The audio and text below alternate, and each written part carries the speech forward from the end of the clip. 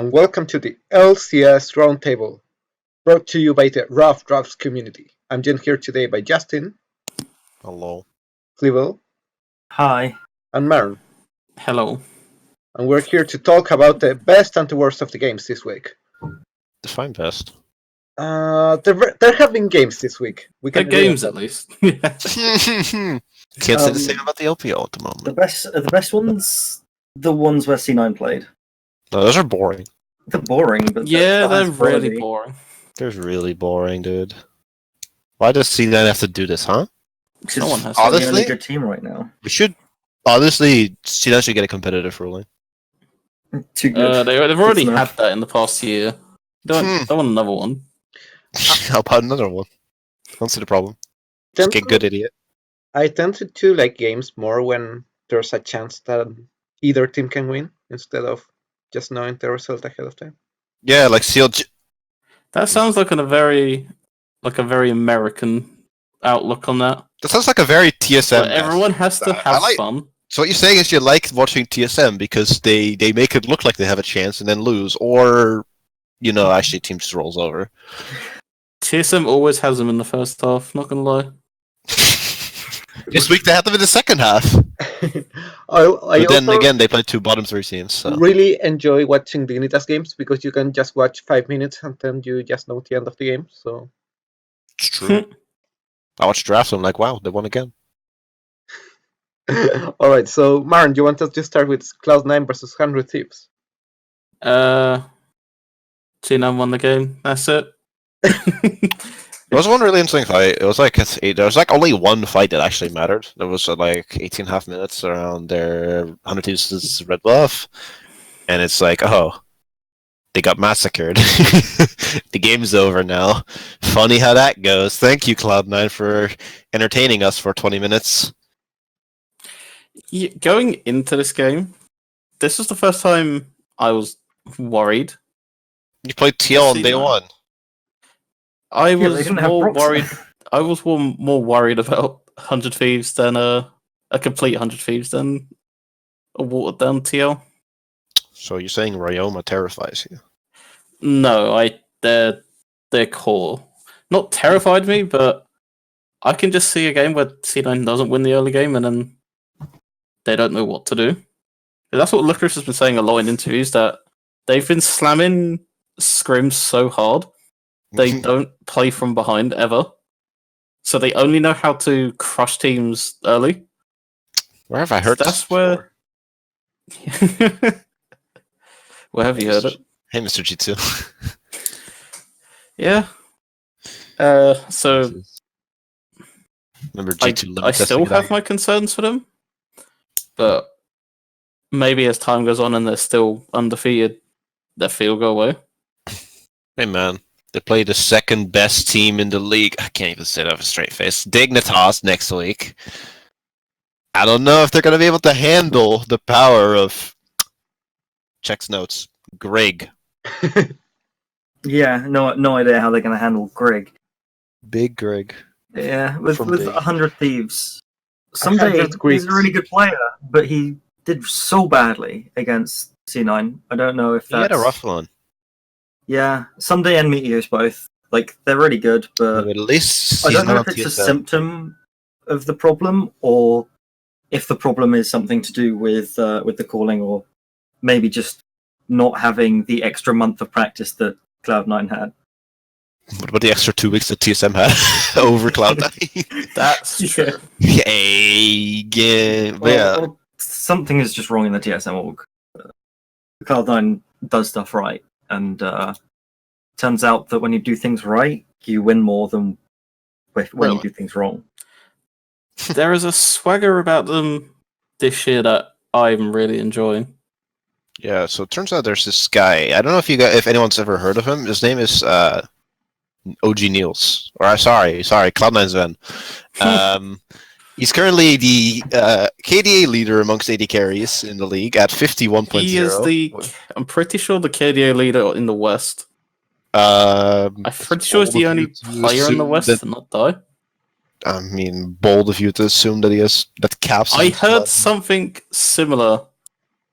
I think personally I have a higher KDA, but Not sure. Maybe, but in terms of deaths, I don't think. I mean, I obviously, think Perks has a I think death. he's the only one. But yeah, he's got 51.0 KDA, which is higher than the next 780 season and they combined. I think that tells you enough of the story. C9 Eduardo? has a very good coaching There you go. staff. Eduardo, do you have anything to say about this 100 Thieves game? Or No, not really. Team won and team lost. game was not pretty. Yeah. Where do you guys see C9 heading this year? Because I know it's hard to project from 4 games, but 4 games to 2 times 4 months. Yeah. Ooh. I mean, we have double This games year, now I to see them analyze. going to MSI. as a C9 fan, I will believe C9 winning a split when I see them winning the split. It's been I've been 5 down that road so many times. They're going to win spring, but they're not going to win summer, is what I think. It's been nearly 6 years. As a C9 fan, you offering me them winning 1 split this year, I will take it and It's run. been 6 been a- long years. it's been 9 splits. I Hey. think it's been 5. So 1, 2, I've 3, been a 4, C9 5. fan since. Oh, so no, it's been 11 2014. splits. My bad. 11 splits. I don't know where Yeah. the 9 came from. I've been a C9 fan since summer 2014. So I had already missed out on them winning. So what you're So- saying is you're a bandwagoner. I'm joking. Listen, buddy. But I've had to go through, I think it's 6 finals, and Yeah. we've lost them all. Pretty much. So At least I you've will been never there. be on the. C9 should have won 2017 spring, because I feel this has the exact same feel to it. I agree. Where they slammed the league, they were first in the regular season, got to the finals, Psych. and lost The team to tournament. a non-double lift TSM. I think lost a wild turtle. Yes. Leave C9 winning. when you Well, see it. But they look great right now. Oh god. Well then. Also, you said that. Wait, C9 didn't win that regular season, did they? They finished first in that regular season in spring 2017. I might be remembering wrong. I thought that it was still TSM, but okay. That year was weird, actually. 'Cause Dignitas were also in the league in that year. That was such a weird year for C9 because they were the best team in NA, but they didn't. They missed the finals in summer. Wait, we had best of 3 back then. That was true. Jesus Christ. It feels like 'Cause, so long ago. Yeah. C9 were really good, and Wait. I remember that best of 5 against Dignitas where Sneaky played out of his mind on the Tristana. But Hold on, I just had to check something, and there was this team called Dignitas who were in 6th place with a Korean top mid and jungle, and head coach Kim. yes. Jesus Christ. So what have you guys made of 100 Thieves start? They're whack. I had more faith in their core, but I'm really not high on them after 4 games, and that says a lot. Yeah, Because I like to give teams chances and the benefit of the doubt. I don't with a couple of teams in the LCS. I don't Maybe know, more than that, actually. Ray almost looked real swingy, but if you think about it, they're 2-1 if you exclude the C9 difference. So I don't know. I So- think they're definitely a playoff caliber team. I think they're They're just got better. a slow start. They are better than the Golden Guardians. They are better than CLG. They are better than Evil Geniuses. Because So they're they're a top team 7 team. And they're probably better than the Moles. Nah, Immortals is going to MSI. You're wrong. I have So- heard Mr. Hakuho talk about things. Yes. So He's going to go to Worlds. the way I've been looking at the league right now, most teams, if not all, are guaranteed that C9 loss. So you kind of look at it as in a vacuum at the end of the season where they're going to be after those losses. They'd probably be 3-1 now if they're playing another bottom tier team, but it's not how scheduling works, so you They have to played play all the bottom- whatever's in front of you. Problem is they played all the bottom teams. Yeah, They that's played where. they played EG, Golden Guardians, and CLG, and lost Yeah. EG. Yeah, on their opponent C9, they have a. If they come out of the next week and a half at 8-1, I think they're probably going to finish first. Because Good. they have FlyQuest and Dig next week, and then they have TSM and EG.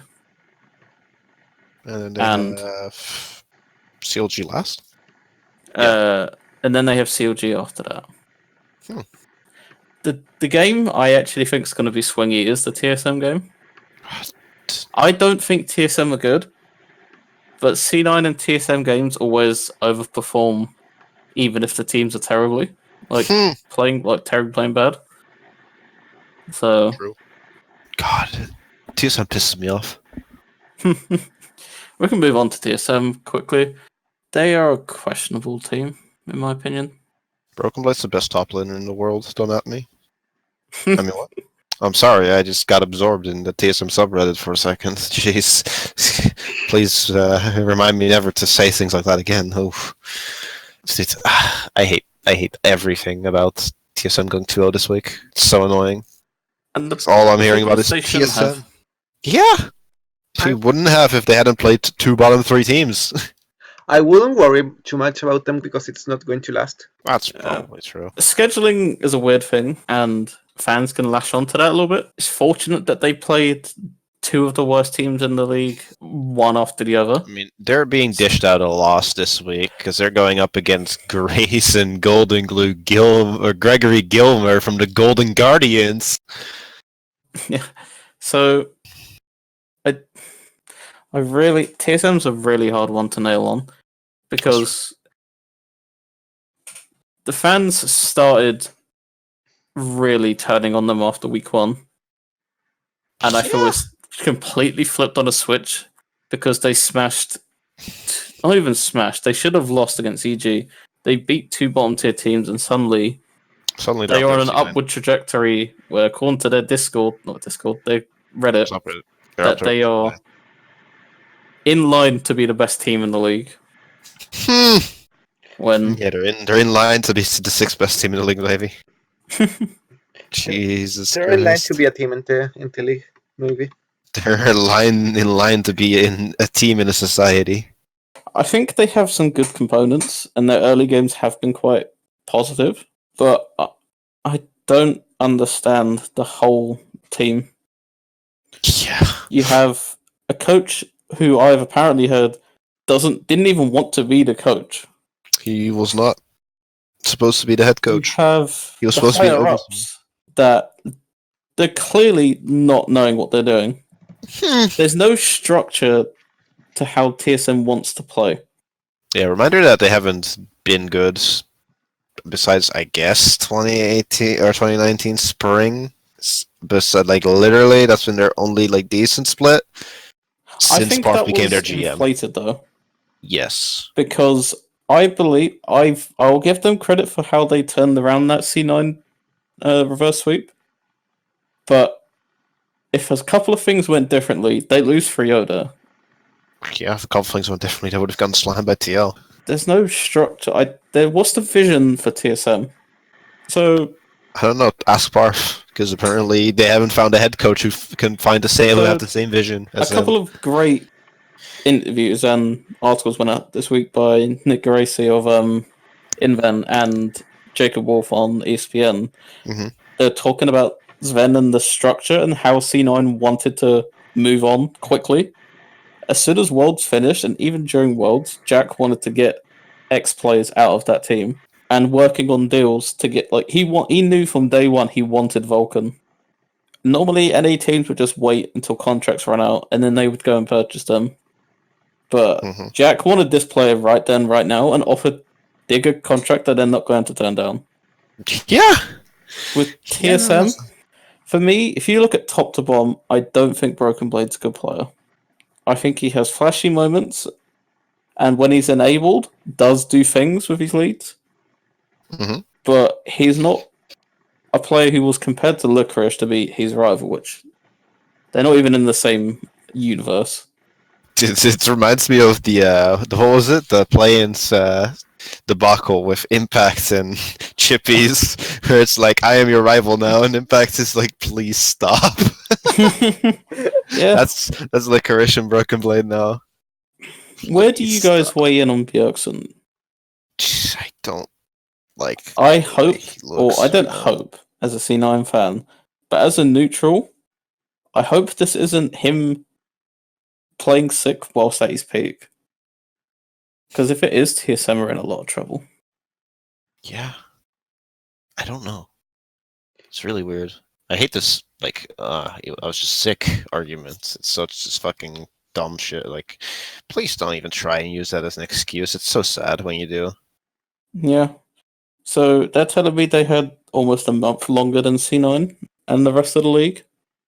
And this is how they look, Mhm. even against bottom tier teams. It's very worrying to me. It's like, I was sick. That's why we lost to Chex Notes Immortals. Uh, It's not okay. I don't see a solid future for this TSM roster. I don't see TSM contending for like a top spot at all. I placed them like barely scraping for playoffs at the start of the season, and I think I stand with that rating. Like, I mean, it's like they can prove me wrong. They can prove me wrong next week by beating Dignitas and Golden Guardians and I mean, showing yeah. that they can take care of bottom tier teams now and actually compete with a team that has looked good like Dignitas. But it's gonna really be like it's week 4 that I'm looking at where they play Cloud9 and FlyQuest. The problems with TSM, for me, I wouldn't start with the playing roster. I would start with what's going on upstairs. Good management. Because this TSM roster, C9's management, they would do better. wonders with that roster. Yes. They would look a lot better I agree. in a vacuum. And they need to start making changes before they will ever win an LCS split again. Mhm. They might be competitive, but they will never get back to the heights that they once were. Yeah. I agree. It's like it's been a mess ever since Doublelift left and Parf became GM, honestly. It Yeah, hasn't I agree. looked good since. It's just looked like a complete mess, and 2019 seems spring just seems to more be actually a byproduct of other teams fucking up than them being particularly great. Like they were pretty good, but like I'm not gonna lie, it was their best split by far, but it just wasn't. It wasn't it. If this keeps going in the direction it's going currently, it's going to be real fun to tell people in like a year or 2 years, hey, TSM used to be a good team. Can't people be like, who? Yeah. I'm starting to get to that stage now, honestly. Yeah, they used to be good, but now they're kind of the aggressively mediocre team. I mean, at least the early game rating they have is still really good. They have something going for them. Yeah, I mean, that's it, right? I mean, I I feel would like say for the teams that have looked average, they have the strongest growing potential I see. yeah, at least they're It at least they have at least they try to do stuff, right? It adds more concerns though. Then they need to identify what is going wrong between X minute and X minute to where they're probably 2 to 3k goal up, and then they lose the game. Yeah, because like the other side of that coin is early game is one of the easier things to fix, though. Yes. Whereas shutting out in the mid to late game, and like not being able to execute is a much bigger problem. Yeah, that's on the shot calling and the leadership in the team. Like the early lack games on the thereof. coaching. Yeah.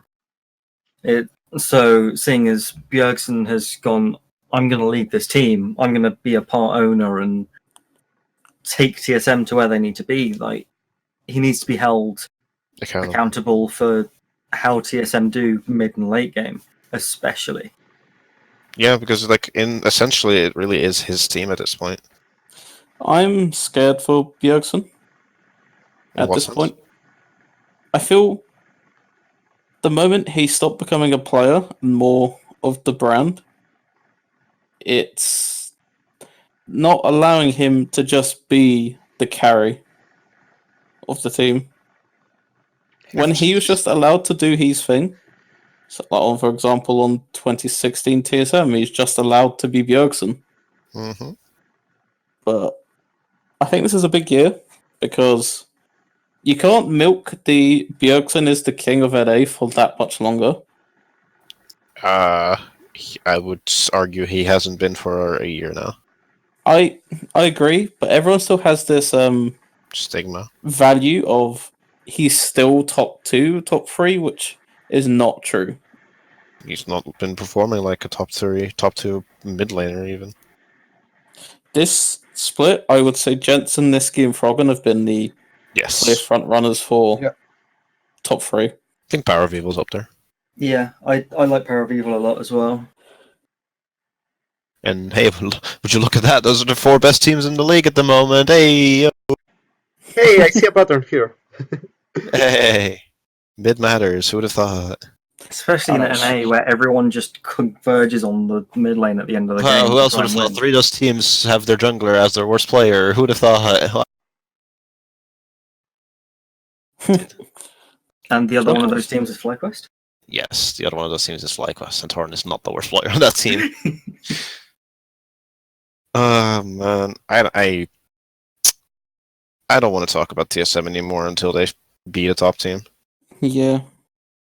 I think the players are coachable. They're Yes. not being coached right now. Yep. And maybe a problem is Bjergsen, and he wants to be the player coach. But if this is how it looks, then it's a bit worrying. No, then no thanks. Yes. So, can we have a short moment to talk about, Grayson, Golden Glow, Gregory, Gomer, and the Golden Guardians? And can we talk about how Keith is the biggest fucking meme in the league? Dude, I love Keith. What? So I what do you genuinely do? It's feel well. sorry for the rest of Golden Guardians. I am angry on Core JJ's behalf because I talked to someone who was like, who told me, hey, remember how Core JJ role swapped from being a bad ADC to a god tier support? That was a completely different thing. Yeah, it was also under fucking Samsung's coaching staff, which actually was not bad. Yeah, the issue here is Keith is an NA player and Core JJ is a Korean player. But he's right. Uh, That's great. That's crazy. get Yeah, your facts straight. Keith is an intergalactic player. yeah. Like It's not wrong. I love Keith for the meme, but as a player, I don't think he's worth an LCS spot at the moment. I agree. I would not have cared as much if he was the ADC for this team. But as a support, he does not look like he knows how to play it from a fundamentals level. Now the That's all. question is, when do they bring in Huhi? I wish. I would. I Do feel it this so year. bad for Huhi. I feel so bad for Ole. True. He's at Academy. Yeah, Why are people like? I mean, Huhi is a better support player than Keith at this point. But why are players like as well? Like I don't know, Diamond and Matt are in Academy. Gates in Academy. Gates better than this. Hell, I would even say like okay, I guess Streets is an import, and so is Ole. But I don't know. There are Academy supports that are better than this. I guess on the Diamond point, not many C9 players are just shifted to the bottom team in the league. That's true. They're Well, always shifted it's really, to. it's really just been contracts. Yeah, it's always like the C9 Academy players. They're shifted around mid to top in the league, even if it's just to another Academy team. I remember when contracts was doing tryouts for TSM. Look at him now, 100 Teams Academy. He's had a really sad fall down. Went on a meteoric rise, followed by the steepest fall in recent years in NA. Alright, shall we talk about the Fly versus Dignitas game? Yes, please. Yes. No, I want to talk about how fucking good their bot lane is. this game never Go happened. for it. Dude, FlyQuest's bot lane looked amazing this game, and I won't hear otherwise. Dude, it's like it's a big surprise that they let Rumble through, and Rumble is annoying, but holy shit. Turns Ignar. out, Ignar. pairing Wild Turtle with a support on the same wavelength as him in wanting to go in really works. Did Ignar had one really random death in bot lane where he got caught out, and after that he played absolutely stunningly. It was amazing. Like he literally, Froggen couldn't play the game.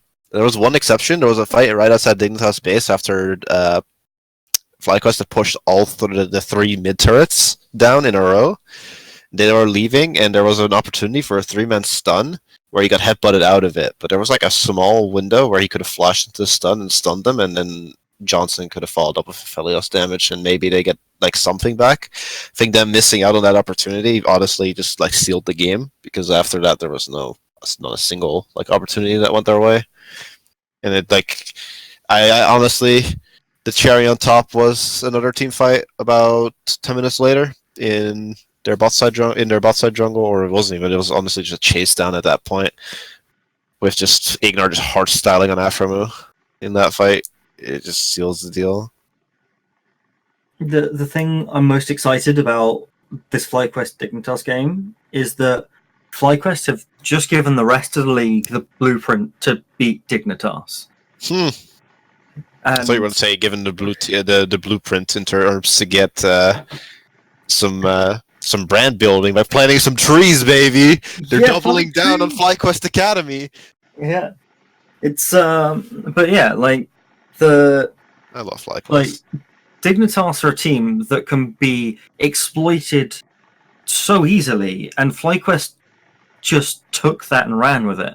Yeah, it turns out when Froggen doesn't have agency over the game, they just lose.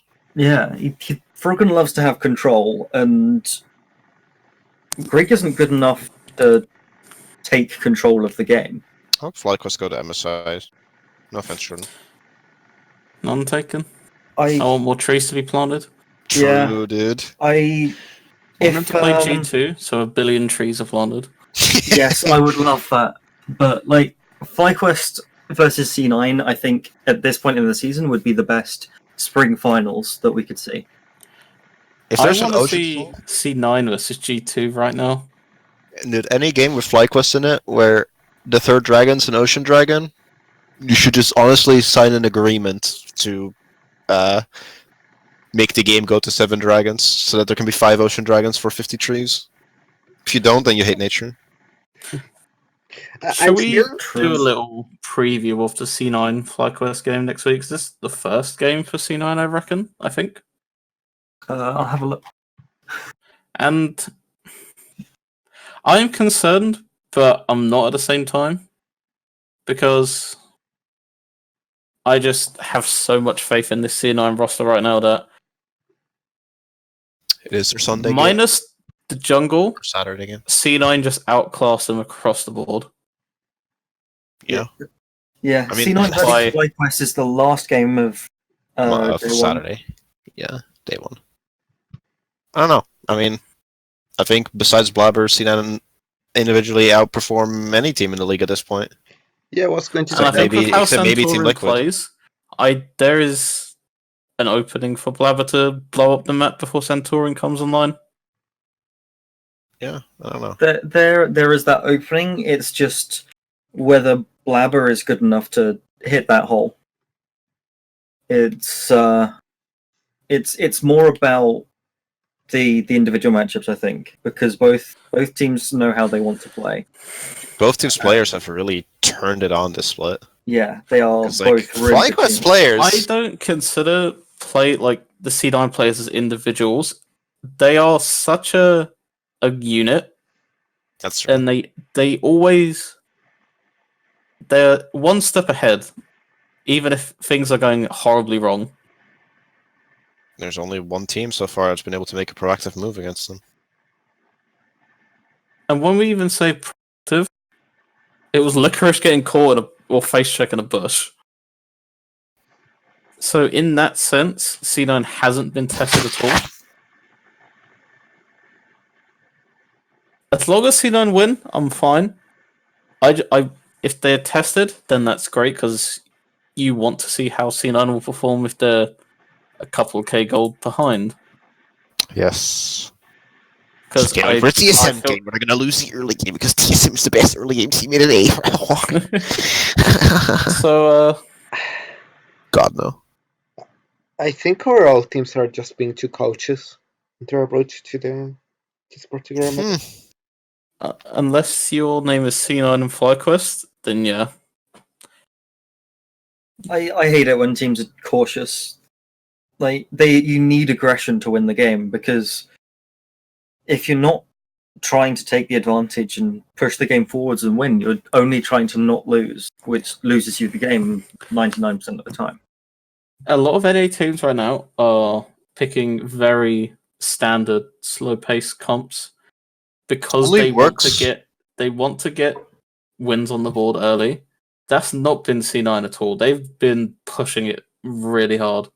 The problem with that, like, honestly, like, playing a scaling game is kind of like, I mean, if you're able to execute it, it is probably the optimal, like, an optimal way to play. If you're able to execute it perfectly, but a lot of teams have been just playing it as a gambit, assuming the other team will also play it. Which is why I'm sick and tired of seeing Tom fucking Kench in bot lane.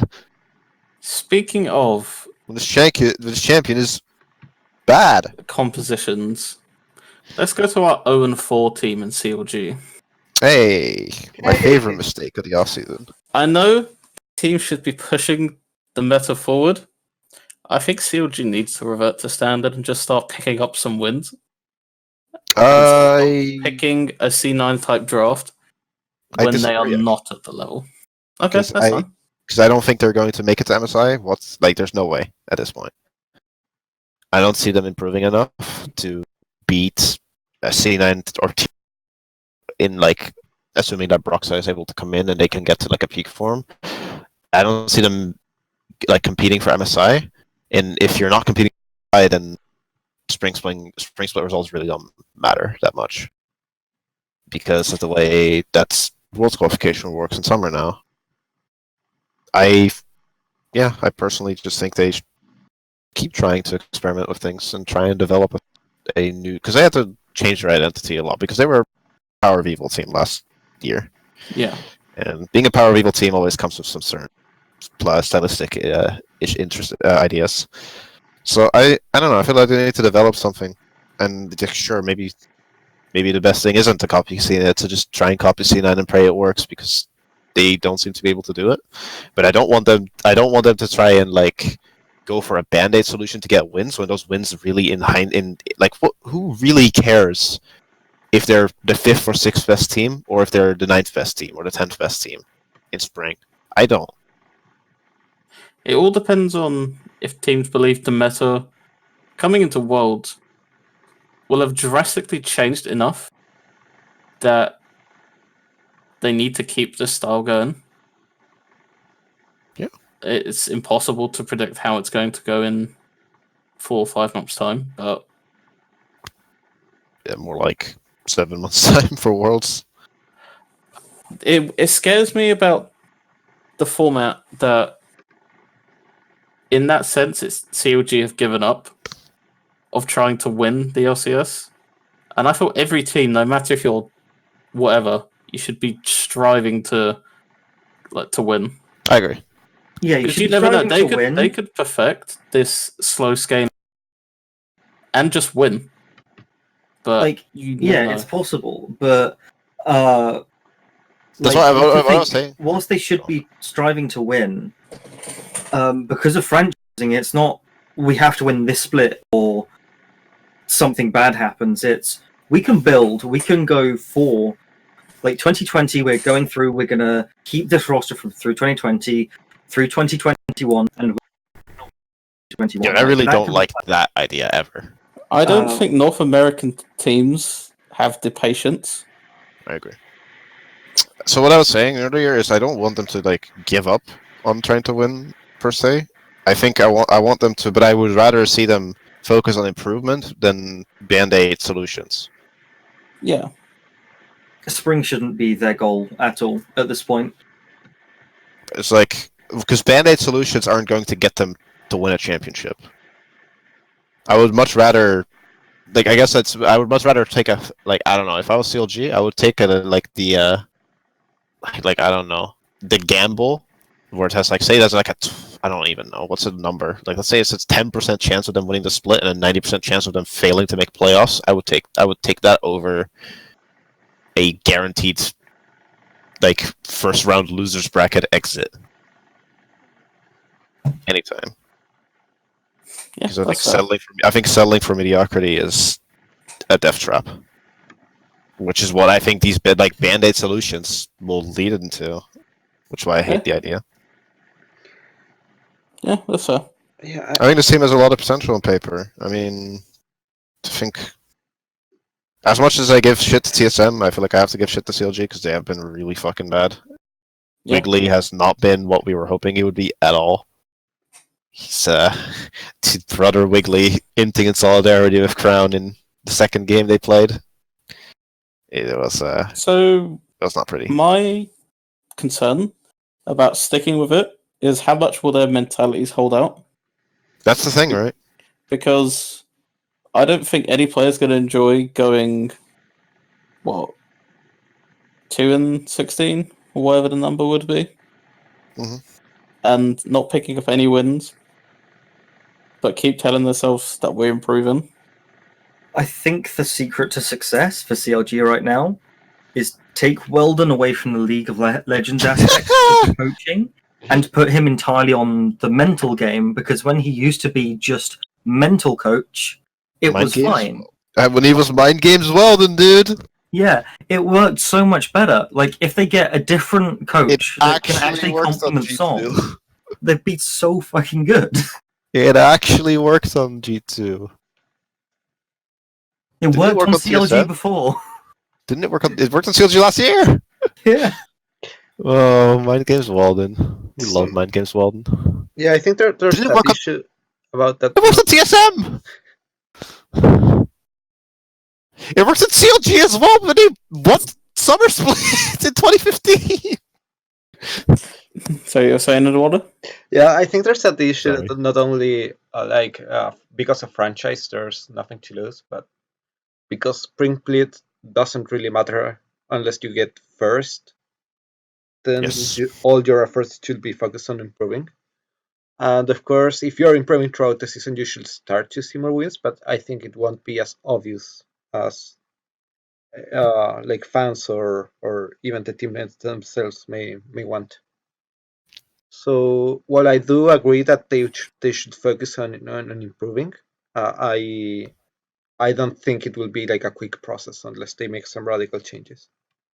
No, I want to tag back on to what you were saying, Jordan, where about the mentality aspect of like having so many losses. But I feel like, what are you really trying to achieve if you aren't willing to take losses like that, or if you aren't able to accept that like right now you aren't able to put those wins on the board.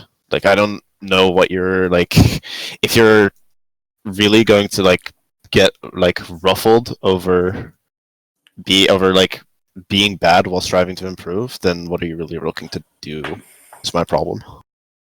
My counterpoint is, even though every sign in North America and every change to the format and franchising points towards allowing teams to have a long-term plan, it ends up teams actually have a short-term plan or shorter-term plans, and they hit the panic button a lot. And that's what I'm going to be scared. That's what happens with the CLG team.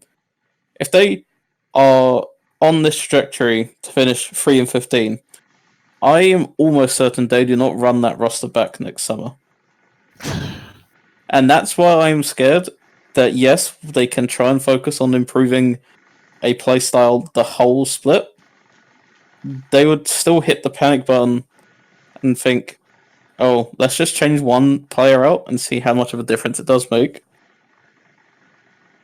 Yeah. And it would not surprise me if CLG did that, because that's how North American organizations are run. They don't have patience, even in a franchise league. Who will be the first to get replaced? I think the first thing they do is put Fragus in for Wiggly. I was not going to say that at all. I thought the first person would go would be Smoothie. Yeah, I think from a... I know how good he is, but I could see them getting rid of Crown. Just from a communication standpoint. The trouble is, who do you bring in? think That's no one- problem. There's one- no one. I think one of the issues that promotes short-term thinking in part of the orgs is the lack of competitions, because you play the spring split, then you play the summer split, try to get to worlds, and then you do like nothing for half of the year. Because Not nothing. yeah, You get the point. Like there's nothing to play for in other seasons. yeah. I feel because of how small the sample size is for games, I feel a lot of NA orgs will panic in the off season and between spring and summer, because you have that one shot. It's even more relevant now than it was when you had championship points. Because if I was CLG, if championship points were a thing, I would just start getting wins on the board and getting a playoff seeding, because they would be so valuable whilst improving, but focusing on just getting to at least the semi-finals. Because that'll do a lot for... Medali. Yes. But Currently, CLG is on trajectory to finish 0-36 across NA against Academy and LCS. They lost to Big Dokes this weekend. is there any other teams or games you want to cover for next week? Honestly, my only other takeaway from this weekend has been is that Aphelios is broken as hell, as displayed by Viper just getting completely slaughtered by double lifts. Aphelios at like 9 minutes into the game. They were like, it was Even though levels. he was 2 levels down, He was that 2 levels Aphelios down. wins that He because just he had one, the perfect combo, and 2, it's just how does pro players not know what this champion does? I'll say on that. I saw a Twitter post the other day, which honestly, I am going to agree with that, and I disagree with how do pro players not understand what this champion does, because I'm going to tell you right now, this was a sample size of.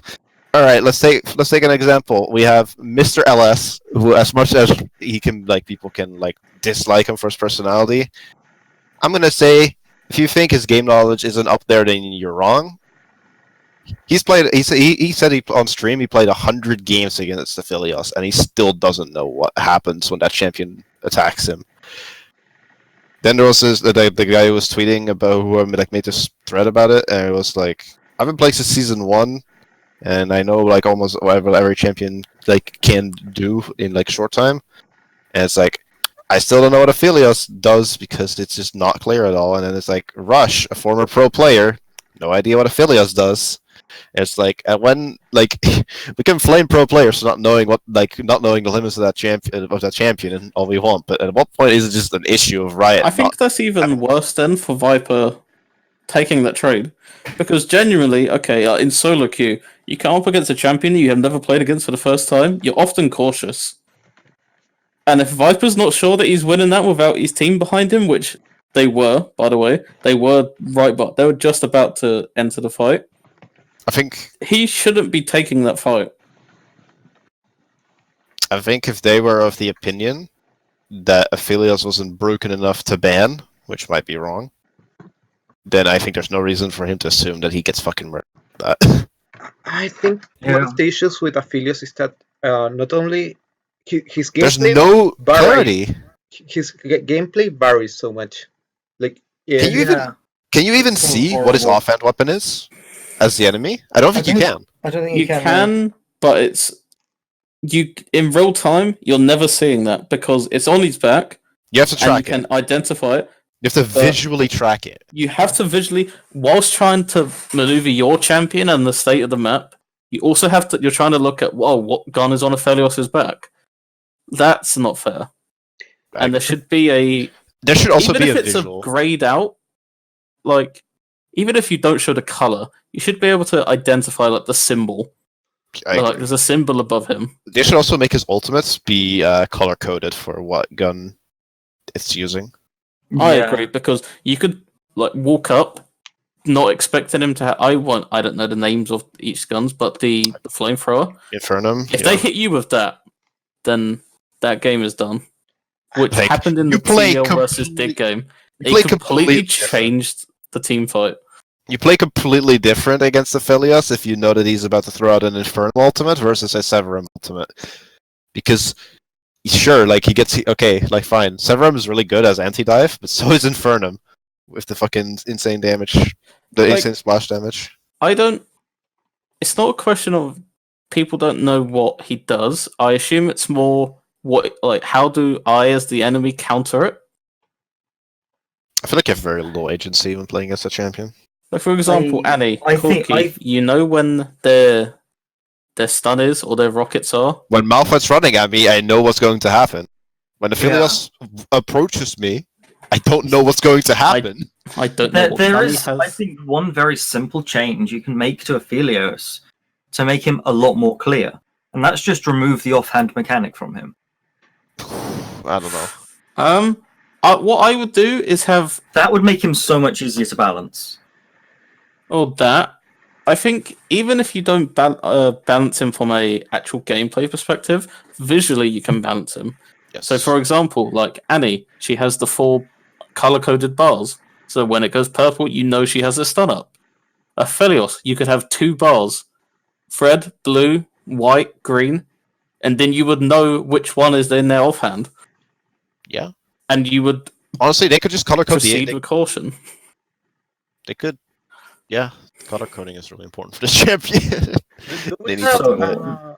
like the win rates of Aphelios and Senna? Because Senna is like the only other ADC that matters at this point. Disagree. MF.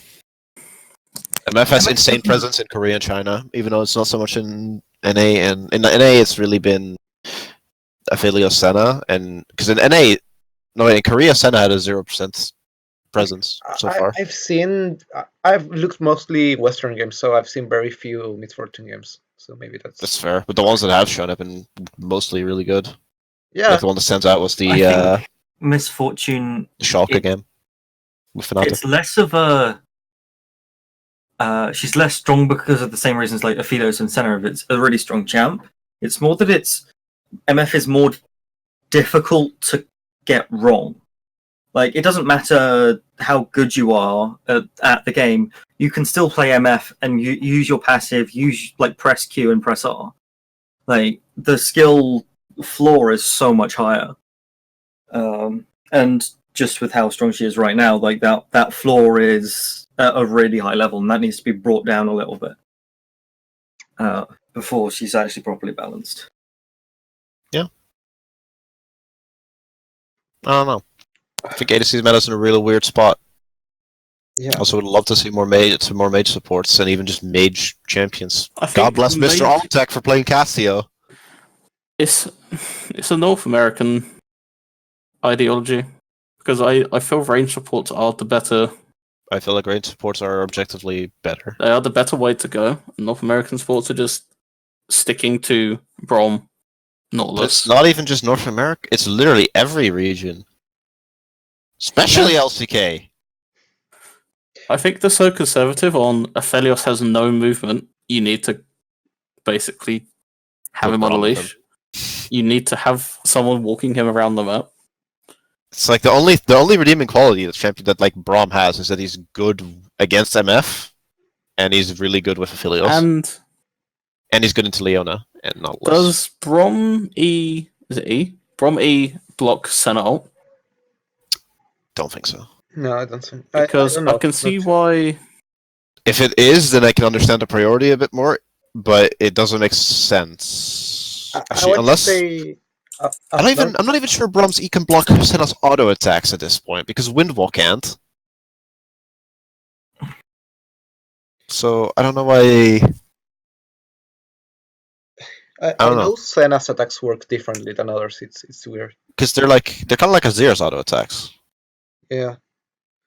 where they're more like and like Vel'Koz. Those aren't projectiles either. I want to say this: as long Oh. as they're not playing Tahm Kench, I'm happy. Korea, remember back in 2015 when they did the Gangplank overhaul, where they had an event where they like in his lore killed him and they disabled him from the game for a while. They could do that with Tahm Kench, and Korea would still find a way to pick the champion. Jesus Christ, it's not okay. Probably they had, and no one noticed because they're still picking him. Yeah, we just constantly still Tahm Kench being picked in Korea. This It- champion is bad. So, like, seriously speaking, like, Senna is the champion with highest mobility, arguably, in the meta Who? from the ADCs, which is so weird to say. Who is? Senna or Miss Fortune passive? I don't know. I mean, it depends. Lucian's in EU. Lucian's been hard banned most of the time. Even when he's played, he's been playing mid more, I guess. But Lucian would be the one for AD carry. We've seen a few Ezreal games. We saw a Kalista game today in LCK. So that there might be a shit, but I don't see NA or EU really adopting Kalista anytime soon. Yeah, Ezreal games, like I said, here and there. But I mean, none of these ADs are mobile. Aphelios is definitely the least mobile, of course. I'd say Senna is more mobile thanks to, or has at least more like self peel thanks Because to her W and E. I have this traumatic flashback of that Dignitas game where there was no way to protect Aphelios and he just instantly dies. Which one? Because if it's the The- FlyQuest game, then FlyQuest same. game, yeah. Yes, I remember the clip on their top lane tower where Johnson died in like a second from Because full HP. there was nothing to peel for him and he just couldn't move away. So, yeah. Instant death. Yeah. What was the support champion that game? Because he had a Thresh, right? Yeah. Yes. Don't like that. Not a fan. But yeah, I would like to see. I would like to see range supports coming in. I like ask counter. Sure, don't blind pick range supports. And like, oh, well, here we go. We're gonna pick MF Leona, and your range support's gonna die level fucking 3. Also in yesterday, I think it was patch, like nothing really changed, but Karma got buffed, so maybe we'll see it like eventually. Maybe. Closing thoughts on what we consider are the top teams at the moment. I think C9 is in a class of their own right now. I agree. I think I think TL, FlyQuest, and Dig are in their little bracket right now, going back and forth. I think With TL being a top bracket. currently there is that 3-team bracket, but next week, seeing how people react to the FlyQuest Dignitas, it could become a bracket of 2 very quickly. Yeah, it's possible. Yeah, I think we have a very clear defined Cloud9 at the top, and then we see like the other teams like playing for tiers, like tier 2, tier 3. I think even if C9 loses one of those games, I still think they're by far still the best team. Yeah. I think my team to watch for this next week is going to be Immortals, because they face 100 Thieves and CLG. They 2-0 that week. They're 4-2, that's not bad. Exactly. For a team that was predicted to be 9th or 10th. 8th, 9th. Well, we had them 8th. Yeah, we our had them rankings. 8th. But I think for a team that already got C9 difference, if you think about that, going 4-1 in their other games, it's not bad. No. They would only When have you lost. look at it in a vacuum, it's not bad. They've But when only you lost have to a FlyQuest. 60-minute TSM game in there as well. Yeah. Like, sure, their wins are against a 60-minute win against TSM, and then There as well. yeah, like sure, their wins are against a 60-minute win against TSM, and then like they slaughtered Golden Guardians. To be fair, Yes. but Slaz had a really good game. that 100 Thieves Immortals game is actually going to be probably my game to watch for the entire week, besides maybe like C9 FlyQuest. C9 played Dig as well, which is big. I don't know. I think Dig are substantially worse than FlyQuest at this point. I Yeah. agree. Yeah. I'm interested to see what I like. Honestly, I really want to see if Immortals can step it up and if EG can stop themselves from being bottom 2. Yeah, at this Yeah. point, like I'm sure on certain teams, I just want to see how the guys that are like fighting for scraps. I want to see how they evolve. Like we've The talked first about, we game of the haven't. week is Evil Geniuses versus CLG. Jesus Interesting. Christ! That is actually a big game for both teams. Yeah. Imagine if CLG win that game; it would be hilarious. Would be. CLG need Oh to start my picking God. up, and EG need to stop themselves from. I am Descending. so happy. This is how everyone thought EG better than C9. EG are a top 3 team. EG are gonna change the league. I knew it. Jordan, are we've heard this useless. before. We get it. Svenskeren and Bang have been left out to dry. Yeah, they have. At least Kuma had a good KD when they lost to Golden Guardians. I mean, to be fair, I don't think anyone outside of EG believed that. A lot of analysts, credible analysts, put EG in the upper echelon for LCS. Huh. Yeah, I've heard so many EG top 3 predictions, and then I've heard a few reasonable EG like 6-7 predictions. Which is honestly, I think they're heading to 7th place at this rate. I wouldn't even say that. Actually, 8th place. I trust their coaching staff enough to think they'll turn it around to become a playoff team by the end of the split. I'm so sick of their goddamn branding. I don't think there'll be a playoff. I would I say this. absolutely don't think they're The playoff. other, Because you got. Sorry, go on. sorry, I would say this. The other teams are not making it too hard to get into playoffs for now. No. I mean, I think the 4 but you teams we have mentioned. C9, FlyQuest, Dignitas, TL. That's I don't. already. I don't see them being better than 2 teams out of Immortals, 100 Thieves, and TSM. And that's what they need to do. And then you've got TSM, who should make it into playoffs.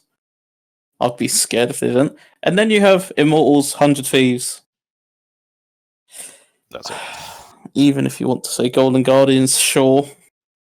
If CLG start turning it around and that they've had longer time to practice, because although it looked bad, it wasn't as bad as their week 1. If they beat EG, they're tied with EG. I know, but what I'm trying to say is, Yeah. CLG, whilst they still look bad, there was small signs of progression from week 1 to week 2. Yeah. And if they can start picking up a couple of wins, then EG are in a lot of trouble. I agree. Let's go, Mr. Crown. Yeah. Let's go, Crown! Alright, guys. That's been a All right, podcast. let's wrap it up. Thanks. See ya. Goodbye.